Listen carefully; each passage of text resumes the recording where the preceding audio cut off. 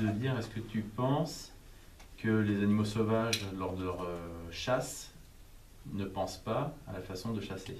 Est-ce que vous voyez un petit problème technique dans votre question? Est-ce que tu penses?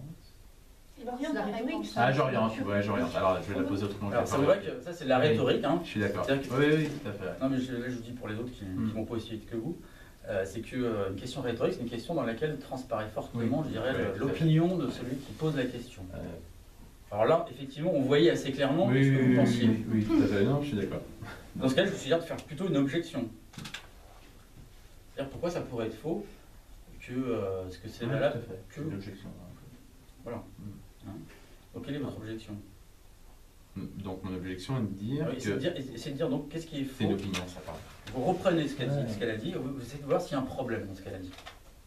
Il y a quelque chose de faux. Donc Catherine, tu dis que la pensée est la différence entre l'animal et l'homme.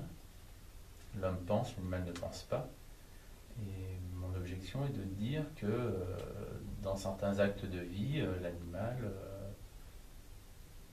c'est exactement ça. Non mais allez-y, après vous allez donner un argument.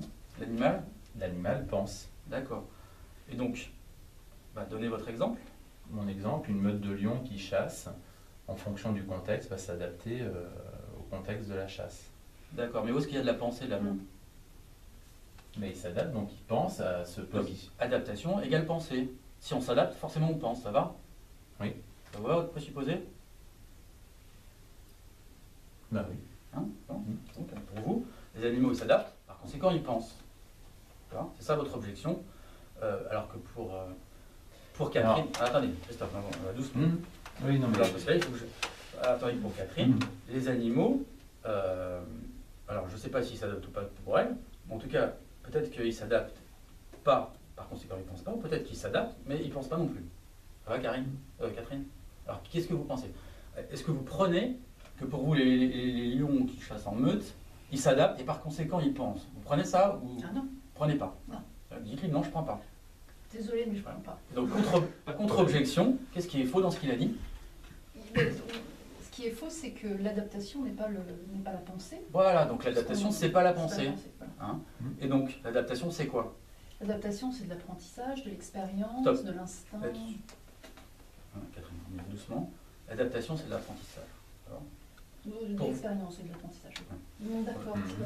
Adaptation, c'est de l'apprentissage. On est bon? Ouais. Dans l'apprentissage, il y a de la pensée ou il n'y a pas de pensée? Il n'y a pas de pensée. Il n'y a pas de pensée. Stop. Qui pense que dans l'apprentissage, il y a de la pensée? Levez la main. Gardez la main levée. Catherine demande à quelqu'un, pourquoi est-ce que tu penses que dans l'apprentissage, il y a de la pensée? Marie, pourquoi il y a de la pensée? Non, moi j'ai pas le droit de parler. Non, si vous ne voulez pas parler, il ne faut pas lever la main. Elle est complètement perdue. Moi je comprends pas trop. Au bout de 2h30, je peux... Vous nous l'aviez dit, la personne qui ne suit pas l'introduction, elle est morte. Voilà. Gardez la main levée. Faites taire votre subjectivité débordante, Christophe. Je sais que c'est dur. Donc Christophe... je pense que dans l'apprentissage, il y a de la pensée, parce que l'apprentissage, qu'est-ce qu'on fait quand on apprend quelque chose? On se pose des questions et on essaye d'y répondre à ces questions. C'est pas moi que vous parlez. Pardon. On se pose des questions et on essaye de répondre à ces questions, soit par des actes, soit par des pensées. Alors, donc quelque part, on rejoint la définition de la pensée telle que tu l'as définie tout à l'heure. Catherine, vous avez compris ce qu'il vous a dit? Très bien. Alors, est-ce que vous êtes d'accord avec le fait que dans l'apprentissage, on se pose des questions et on y répond? Non.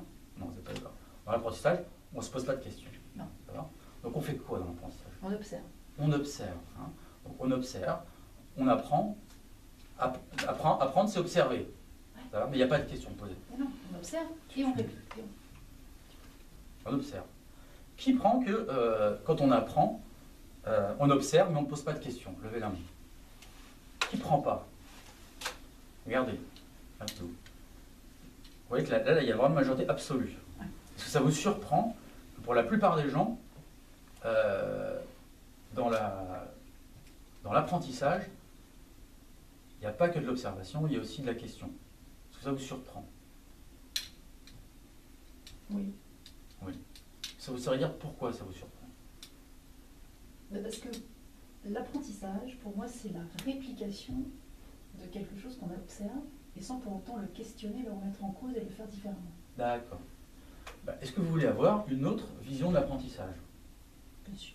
Je vais demander à quelqu'un, puisque tout le monde a levé la main, interrogez n'importe qui, dit bah, c'est quoi? Pourquoi? Dis-moi pourquoi dans l'apprentissage, il y a forcément de la question.